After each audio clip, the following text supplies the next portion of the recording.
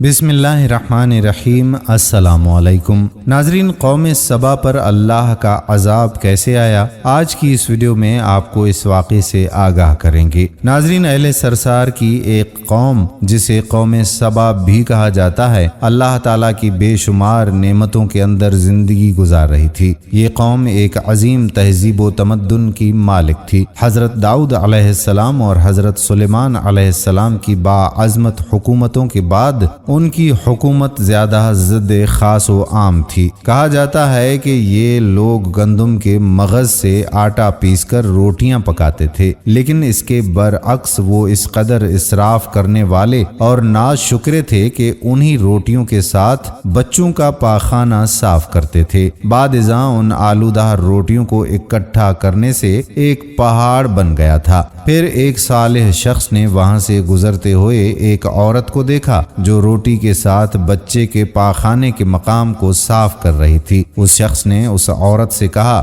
کہ تیرے اوپر افسوس، خدا سے ڈر، کہیں ایسا نہ ہو کہ خدا تیرے اوپر اپنا غضب ڈھائے اور تجھ سے اپنی نعمتیں چھین لے۔ اس عورت نے جواب میں مذاق اڑایا اور مغرورانہ انداز میں کہا کہ جاؤ جاؤ، گویا کہ مجھے بھوک سے ڈرا رہے ہو۔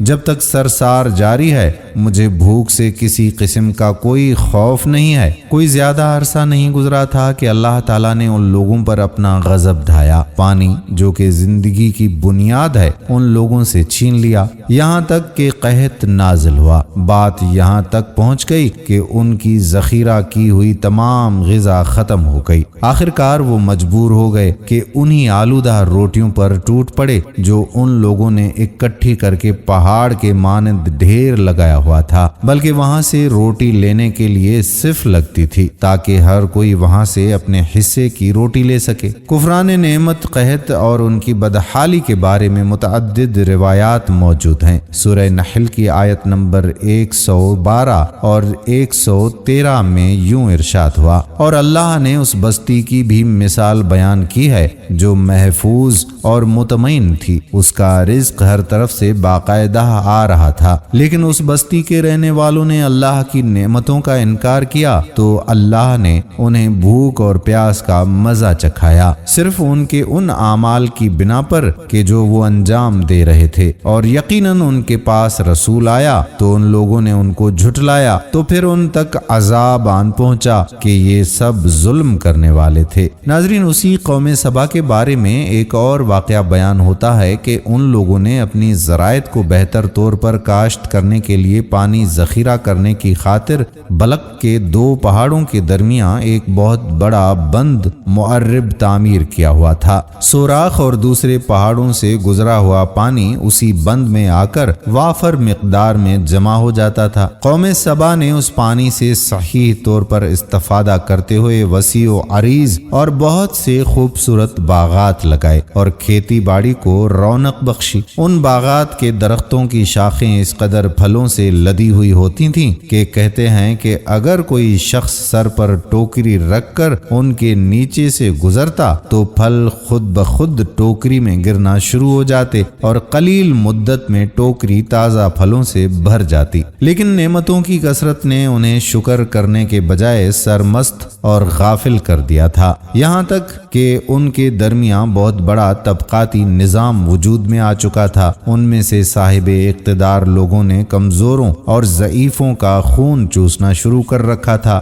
یہاں تک کہ ان لوگوں نے خدا تعالیٰ سے ایک احمقانہ التماس کیا جس کا ذکر سورہ سبا کی آیت نمبر 19 میں ملتا ہے۔ انہوں نے کہا، خدایا ہمارے سفروں کے درمیان فاصلہ زیادہ کر دے۔ ناظرین، انہوں نے اللہ تعالیٰ سے یہ التماس اس لیے کیا تھا تاکہ غریبوں، بے نواح لوگوں، عمرہ اور ثروت مند ان کے ہمراہ سفر نہ کریں۔ ان کی خواہش یہ تھی کہ آبادیوں کے درمیان خشکی اور فاصلہ بہت زیادہ ہو تاکہ تہی دست اور کم آمدنی والے لوگ ان کی طرح سفر نہ کر سکیں۔ اللہ تعالیٰ نے ان مغرور پیٹ کے پجاریوں پر اپنا غضب نازل کیا۔ بعض روایتوں کے مطابق ان مغرور لوگوں کی آنکھوں سے دور صحرائی چوہوں نے معرب نامی بند کی دیوار پر حملہ کر کے اسے اندر سے کھوکھلا کر دیا۔ ادھر ادھر سے بارشیں زیادہ ہوئیں جن کی وجہ سے سیلاب آ گیا اور اس بند میں پانی بہت زیادہ اکٹھا ہو گیا۔ اچانک بند کی دیواریں ٹوٹیں، اس سے ایک بہت بڑا سیلاب آیا جس میں تمام دیہات، آبادیاں، مال مویشی، باغات، کھیتیاں، ان کے محل اور گھر پانی میں غرق ہو کر نابود ہو گئے۔ ان کے باغات اور زراعت میں سے صرف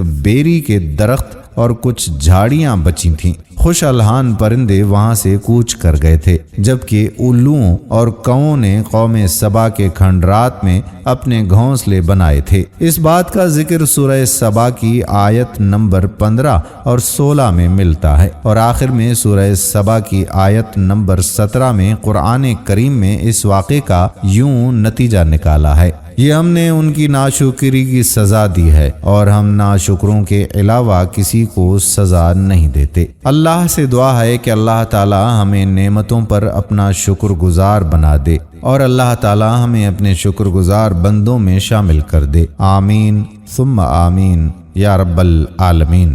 دوستو، ویڈیو پسند آئی ہو تو شیئر ضرور کیجیے۔ آنے والی ویڈیو تک اپنے میزبان قادر بخش کلہوڑو کو اجازت دیجیے۔ اللہ حافظ۔